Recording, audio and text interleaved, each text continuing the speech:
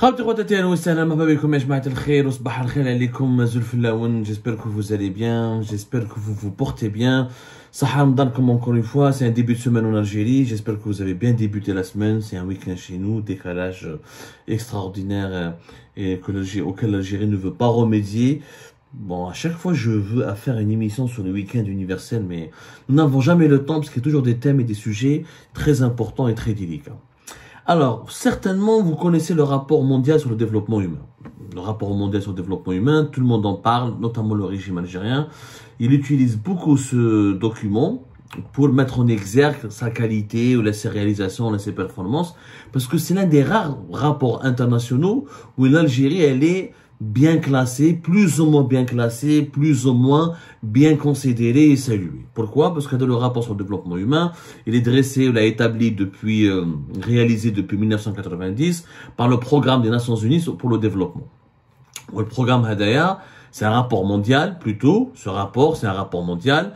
La dernière édition 2023-2024 a été publiée le 14 mars dernier. C'est des centaines de pages. C'est un rapport qui essaie d'évaluer le développement humain à travers le monde. Le développement humain, c'est différent du développement technologique. C'est différent du développement purement économique. Il y a trois principaux critères qui sont utilisés par le PNUD, par le Programme des Nations Unies pour le développement humain, qui sont le PIB, donc la richesse économique créée, l'espérance de vie, c'est important, et le niveau d'éducation. Le niveau d'éducation, l'accès à l'éducation. Ce sont les trois principaux critères. Ensuite, il y a des sous-critères qui sont utilisés par cet organisme des Nations Unies pour évaluer le développement humain d'un pays. Et c'est vrai que l'Algérie est plutôt pas mal classée. Elle est toujours parmi ou le numéro 1, le numéro 2 à l'échelle africaine, toujours dans le top 3 des meilleurs pays africains affichant un taux de développement humain. Pour une raison simple, nous avons une espérance de vie qui se développe, on est à plus de 77 ans. On a, grâce au pétrole et au gaz, une richesse que nous créons, il y a une richesse qui est là, mais même si nous avons un développement économique et technologique faible, nous avons, grâce à l'argent du pétrole et du gaz, nous avons pas mal investi dans l'accès à l'éducation.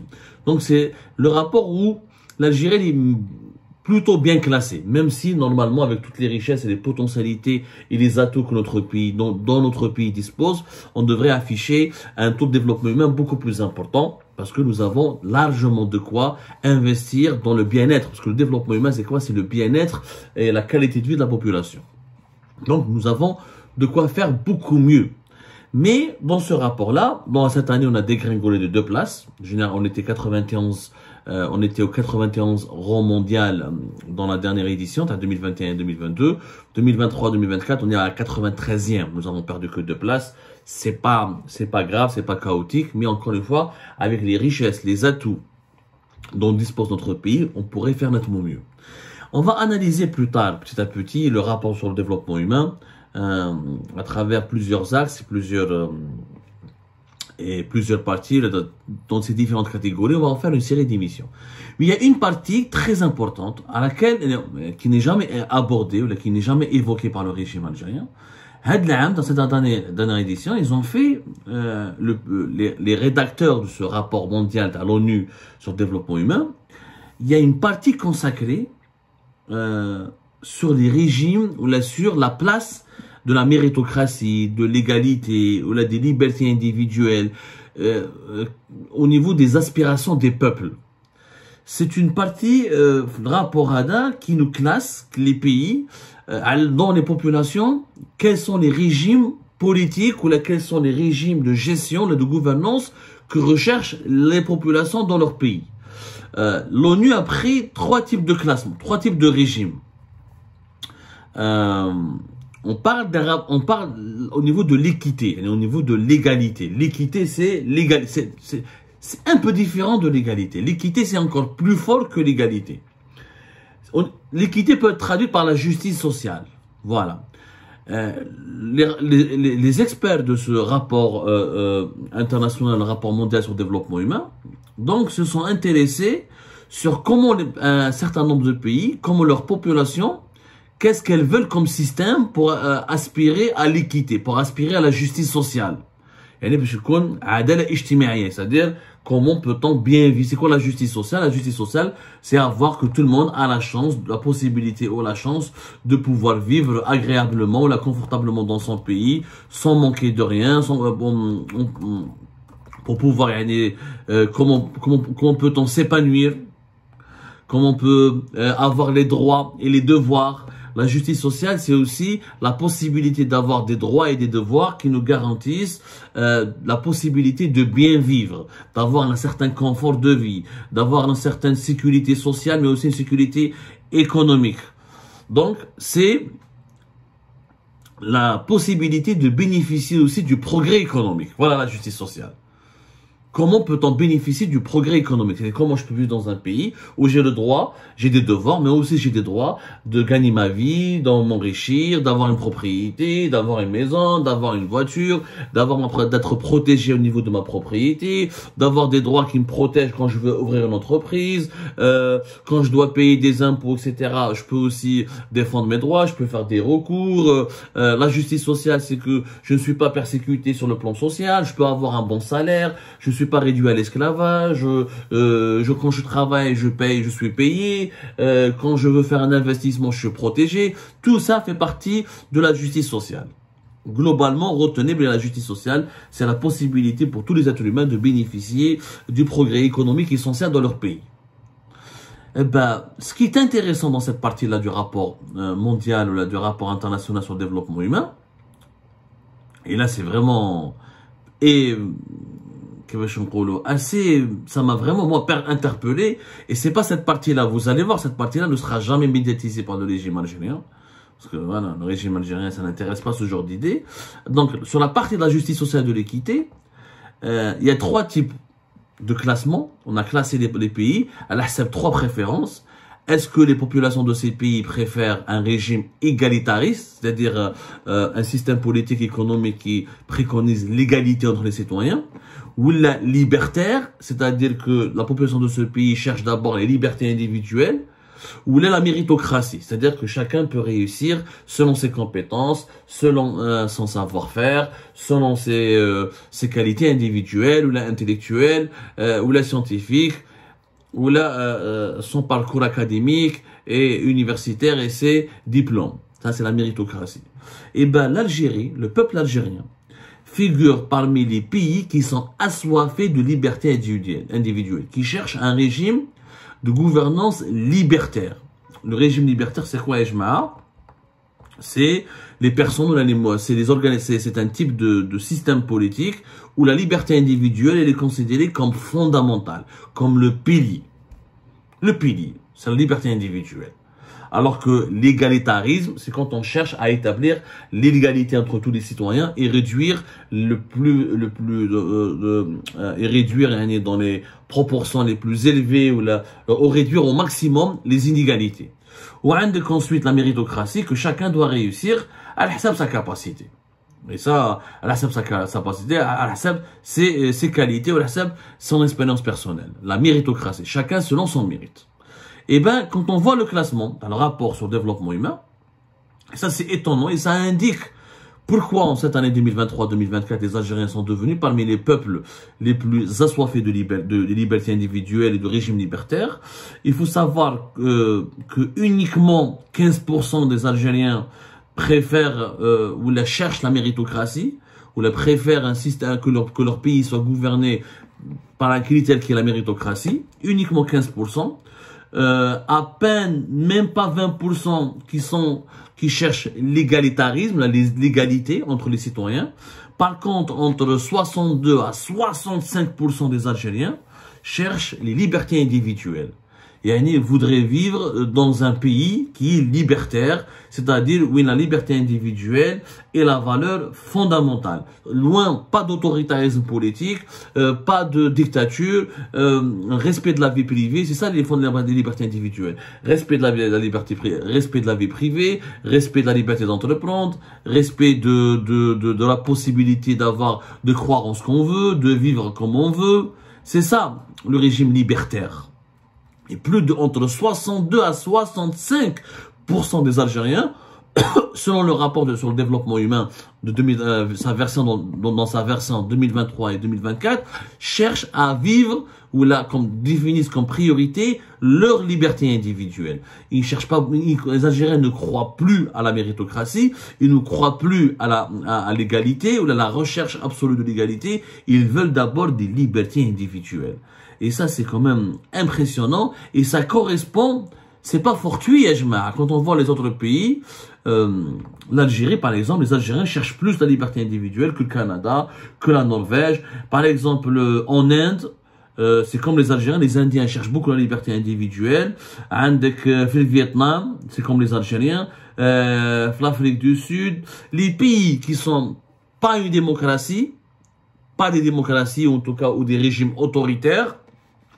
Par exemple, le Pakistan, c'est la liberté, c'est comme les Pakistanais sont comme les Algériens, ils recherchent beaucoup les libertés individuelles, ils établissent comme priorité les libertés individuelles, ils voudraient vivre dans un pays où les libertés individuelles sont les plus protégées, sont la valeur fondamentale de leur système politique ou de leur système de gouvernance économique et politique aussi à la fois.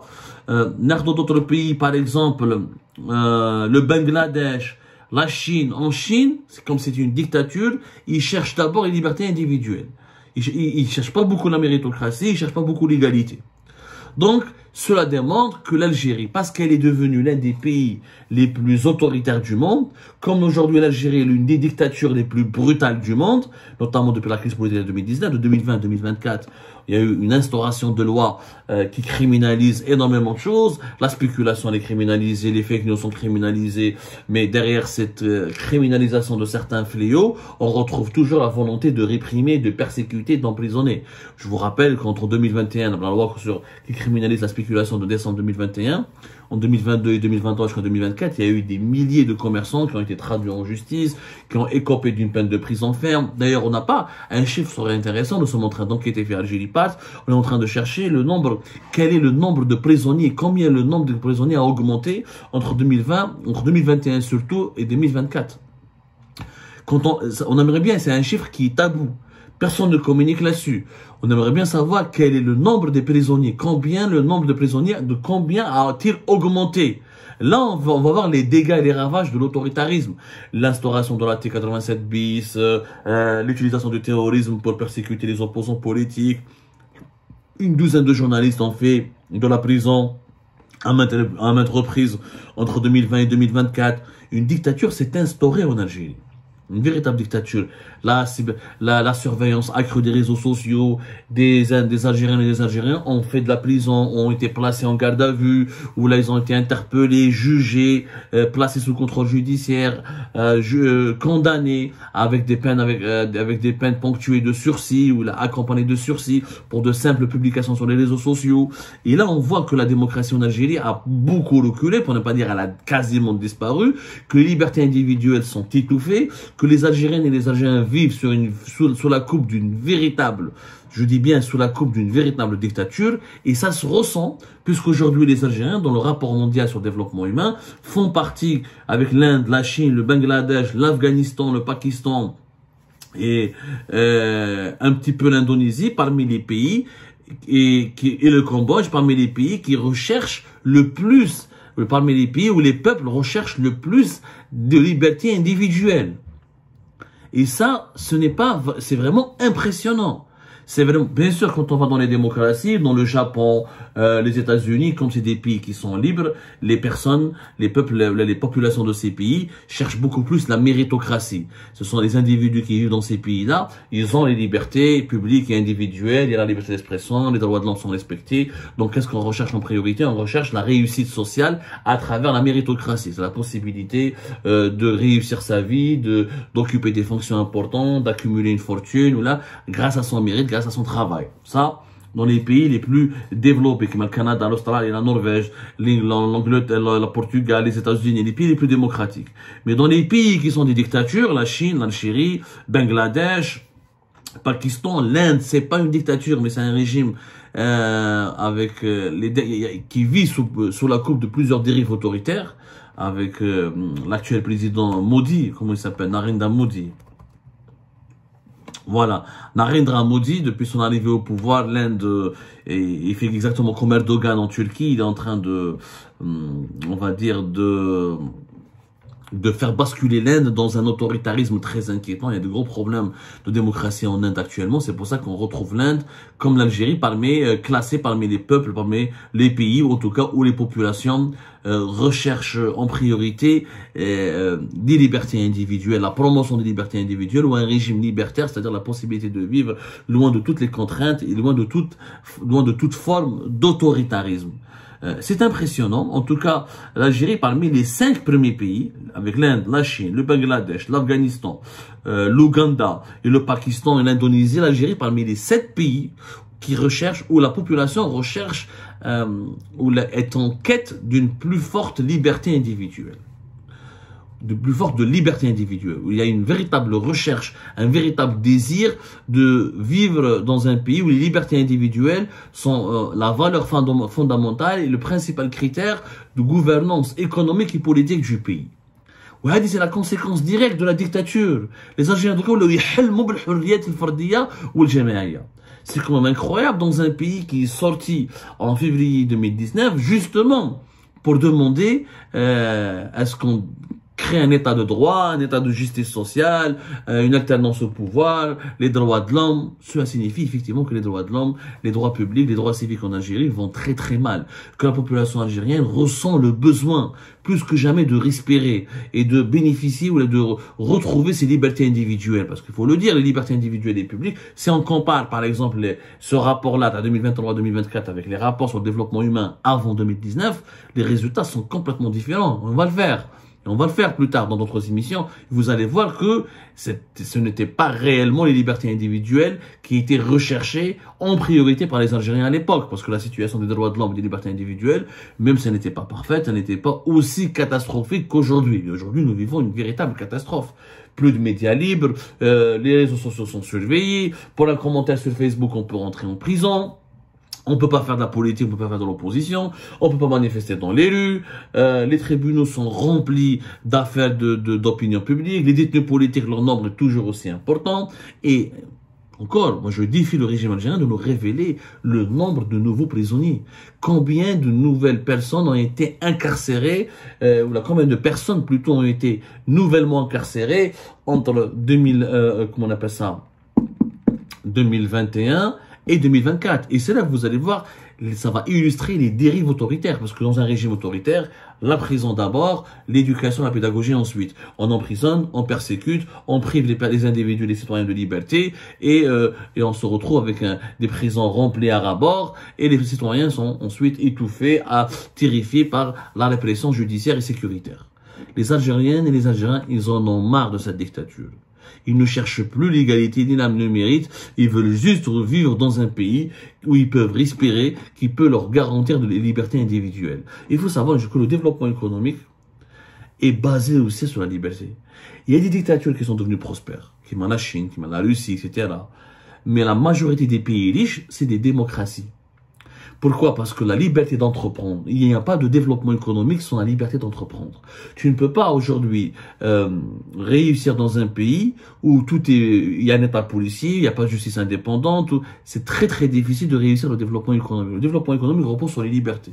La possibilité de créer sa propre entreprise, la liberté de faire du commerce, la liberté d'utiliser de la monnaie, la liberté de voyager, la liberté de ramener des étrangers dans son pays, la liberté de s'exprimer. Il y a une corrélation, il y a une relation directe entre les pays libres et les pays développés.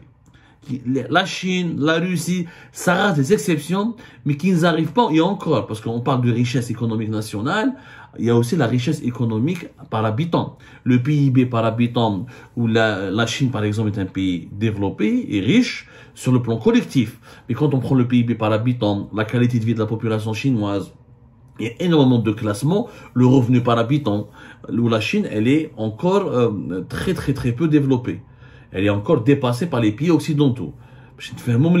Donc il faut faire très attention. Le développement économique intégral et inclusif repose d'abord sur les libertés. Surtout les libertés publiques et individuelles. Et sans liberté publique et individuelle, on ne peut que très rarement aboutir à un pays développé sur le plan économique.